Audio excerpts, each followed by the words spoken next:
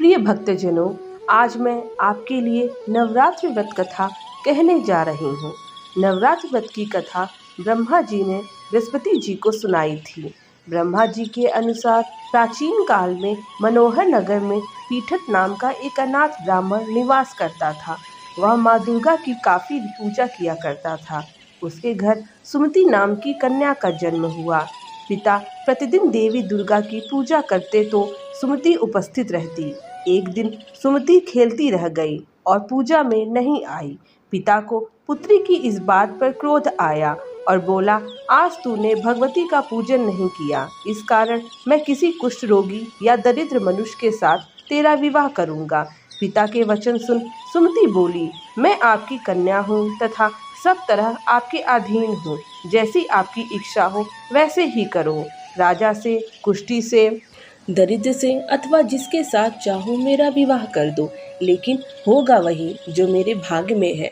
ब्राह्मण ने क्रोधित हो सुमति का विवाह एक कुष्ठी के साथ कर दिया और अत्यंत क्रोधित हो पुत्री से कहने लगा, हे पुत्री, अपने कर्म का फल भोगो, देखें भाग के भरोसे रहकर क्या करती हो। उस बालिका की दशा देख भगवती प्रकट हुई और बोली कि पुत्री, मैं तेरे पूर्व जन्म के पुण्य से प्रभाव से प्रसन्न हूँ।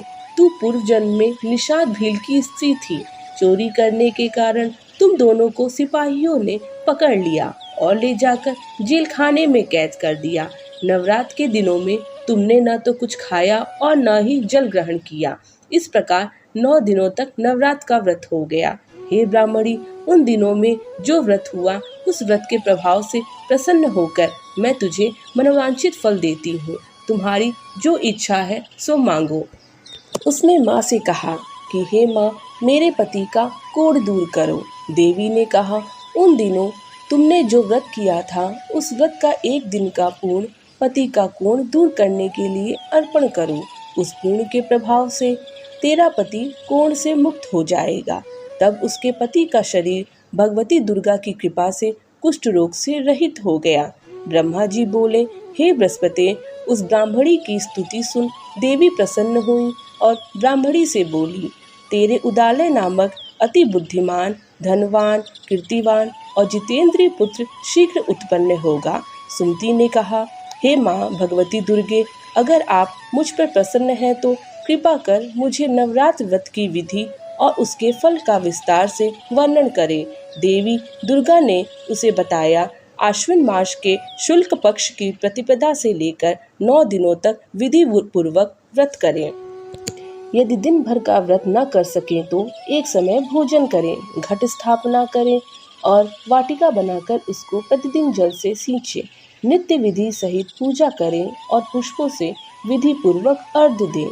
खांड, घी, गेहूँ, शहद, जौ, तिल, बेल, नारियल, दाख आदि से हवन करें। गेहूँ से होम करने से लक्ष्मी की प्राप्ति होती है। खीर एवं चंपा के फूलों से धन की और बेल पत्रों से तेज व सुख की प्राप्ति होती है। बिजौरा के फल से अर्घ्य देने से रूप की प्राप्ति होती है।